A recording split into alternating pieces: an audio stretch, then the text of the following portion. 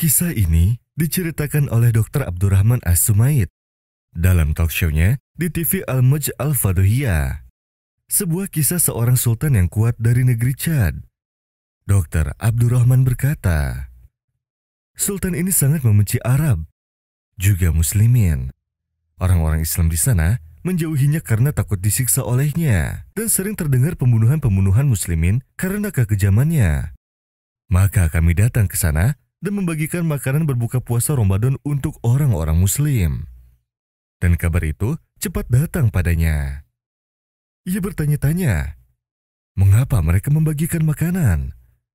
Dikatakan padanya, karena mereka adalah saudaranya, dan mereka semua adalah orang Islam. Apakah si pendonasi melihat ini semua? Tidak, wahai Sultan. Maka sang Sultan pun terkesima. Setelah lewat 2 bulan, mereka memberikan hewan-hewan kurban.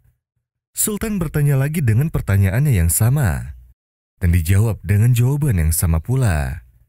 Saat kami menemuinya, kami sedikit membicarakan Islam padanya, dan kami memintanya agar tidak melakukan pembunuhan. Kami pun membacakan hadis Nabi Shallallahu Alaihi Wasallam yang berbunyi, hancurnya dunia seluruhnya itu lebih ringan daripada setetes darah yang tumpah tanpa hak. Ia pun mendengarkan kami dan memberikan kami tanah seluas 8.000 meter dan berkata pada kami, bangunlah sebuah masjid di sini. Qadarullah, datanglah pemuda-pemuda Kristen ke tempat itu dan mencabut saluran-saluran air kaum muslimin karena kemarahannya kepada Sultan yang memberikan tanah untuk dibangun masjid. Kami pun mengeluarkan uang kami sendiri untuk biaya perbaikannya. Setelah Sultan tahu akan kejadian ini, ia sangat marah kepada pemuda-pemuda Kristen itu. Ia pun memperkuat penjagaan bangunan itu sampai selesai. Hingga selesailah pembangunan itu. Dan Islam pun mulai tersebar sedikit demi sedikit. Si pendonasi adalah Sayyidah Musinah dari kota Holij. Kami memberitahunya akan susah dan sulitnya untuk mendatangkannya ke sini. Sultan pun yang memberitahu kami bahwa ia akan datang ke Holij. Dan kami pun bisa berjumpa padanya. Sang Sultan masuk Islam dan mengubah namanya menjadi Abdul Aziz. Ia bersumpah tidak akan tidur pada malam ini sebelum dapat bisa menghafal surat Al-Fatihah. Dan diutuslah seorang lelaki untuk membimbingnya sampai ia hafal. Saat subuh tiba, ia pun sholat subuh.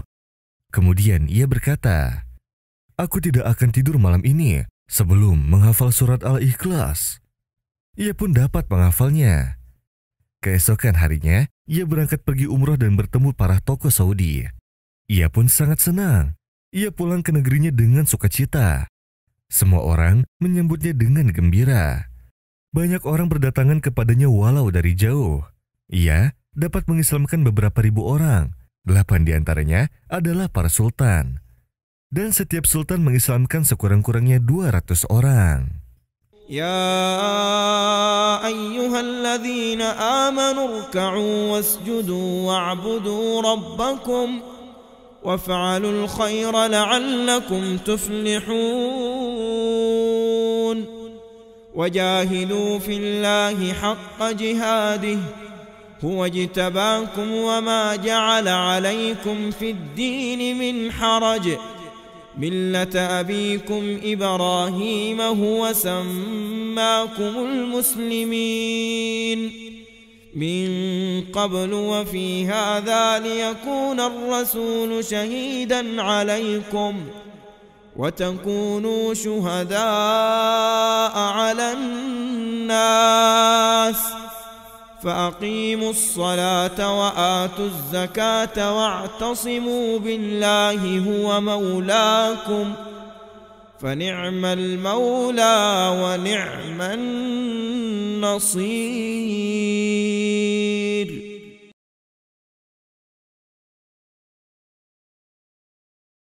Hiduplah seorang pemuda yang sangat giat menuntut ilmu bernama Zabit bin Nu'man. Tetapi ia juga seorang yang miskin. Suatu hari, ia keluar rumahnya karena sangat lapar. Ia mencari sesuatu yang bisa ia makan. Tetapi naas, ia tak jua menemukan makanan. Hingga ia tiba di sebuah kebun yang berada di ujung jalan yang dipenuhi dengan pohon apel. Salah satu dahannya menjuntai kepadanya. Maka terbesit dalam benaknya untuk memakannya.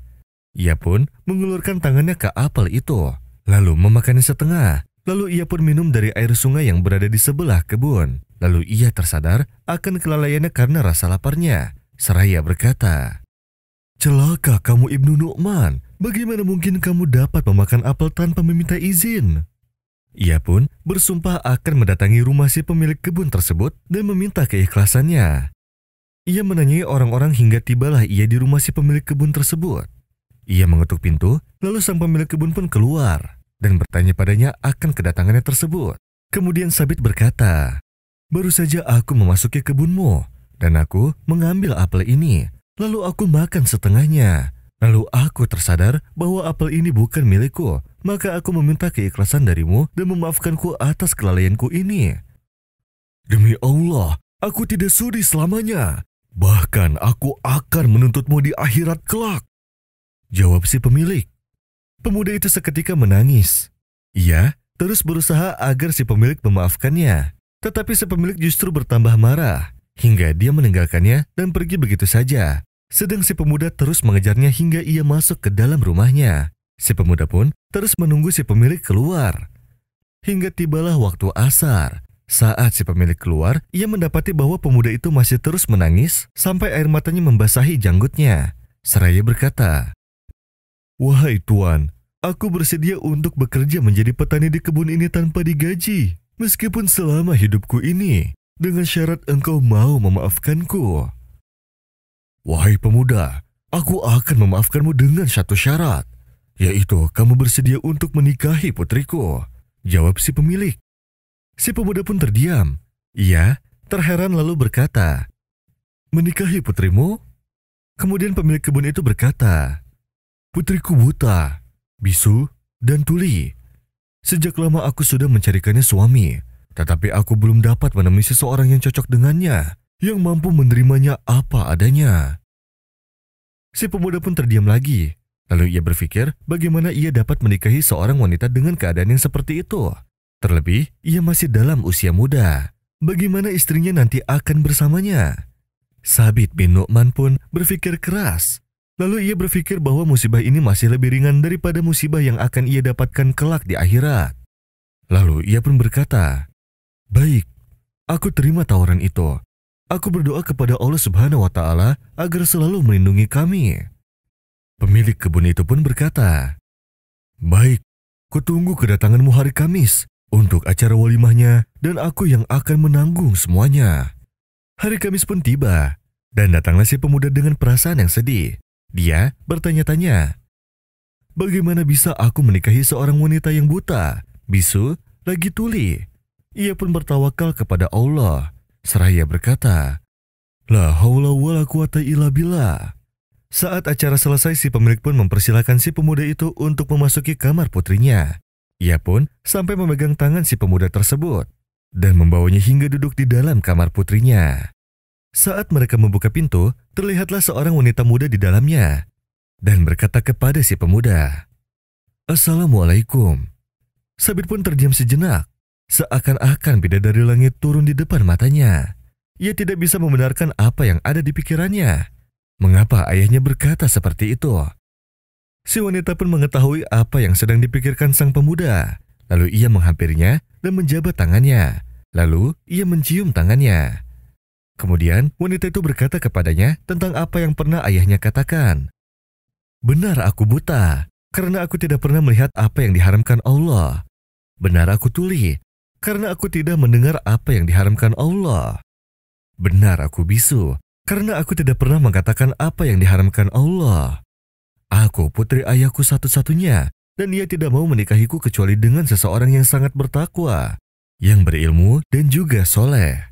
Saat engkau datang kepada ayahku hanya untuk sebuah apel, ayahku berkata, sesungguhnya orang yang takut kepada Allah karena sebuah apel akan lebih takut kepada Allah karena istrinya. Setahun berlalu, maka lahirlah dari rahim wanita itu seorang laki-laki yang menjadi pemimpin umat ini. Ia adalah Imam Abu Hanifah An-Nu'man, imam mazhab fikih yang masyhur.